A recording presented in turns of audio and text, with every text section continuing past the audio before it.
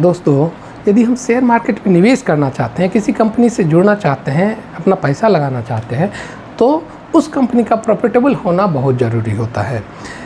कोई भी कंपनी कितनी प्रॉफिटेबल है या नहीं है, ये हमको एक रेशियो, ग्रॉस मार्जिन रेशियो भी बताता है। आज हम इसी के बारे में चर्चा करेंगे। नमस्कार दोस्तों, मेरा नाम है हिंदू शेखर। मैं एक MP certified mutual fund distributor हूं। यदि आप हमारे साथ म्यूचुअल फंड में निवेश करना चाहते हैं तो नीचे दिए गए लिंक पर हमारे साथ जुड़ सकते हैं, हमारे साथ आ सकते हैं, हमारे टेलीग्राम चैनल से जुड़ सकते हैं। आज हम जानेंगे, इसी क्रम में आज हम जानेंगे ग्रॉस मार्जिन क्या होता है, what is gross margin, how is it calculated and what do we learn from it, और इससे हमको सीखने को क्या मिलता है। ठीक है, तो जनरली हम यदि किसी उसी कंपनी में इन्वेस्ट करना ज़रूरी समझते हैं, करते भी हैं, जो कि हमको प्रॉफिटेबल दिखती हो।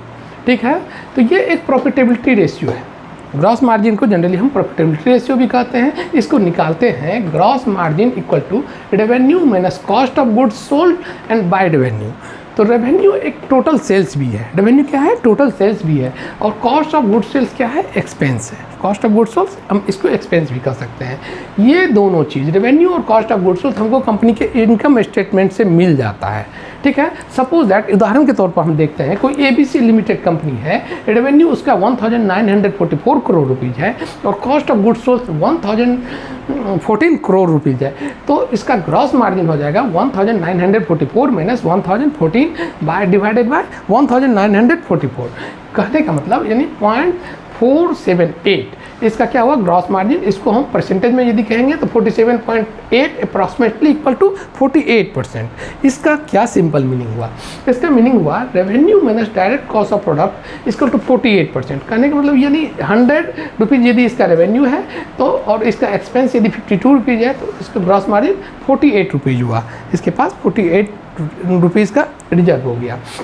हमको किसी भी कंपनी का यदि ये ग्रॉस मार्जिन देखना है तो कुछ कंसिस्टेंट ईयर में हमको देखना चाहिए, जो कम्प्लीटली ये कंपनी अपना ये कंसिस्टेंसी बनाए हुए है या नहीं ग्रॉस मार्जिन को, या किसी पर्टिकुलर ईयर में इसका ग्रॉस मार्जिन उछल गया। और सबसे बड़ी बात है कि हमको ग्रॉस मार्जिन किसी भी सेम इंडस्ट्री में कंपनी को देखना चाहिए, क्योंकि सर्विस बेस्ड कंपनी का ग्रॉस मार्जिन काफ़ी अधिक होता है, क्योंकि इन्हें मैन्युफैक्चरिंग कॉस्ट कम लगता है, जबकि मैन्युफैक्चरिंग बेस्ड कंपनी में इनका मैन्युफैक्चरिंग कॉस्ट अधिक आता है, इसलिए ग्रॉस मार्जिन लो होता है। इसीलिए हमको कंपैरिजन के तौर पर यदि हम किसी कंपनी में निवेश करना चाहते हैं तो उस इंडस्ट्रीज़ के बहुत सारे शेयर्स को देखना चाहिए। यहाँ तो हमने बहुत सारे कैलकुलेशंस किए हैं।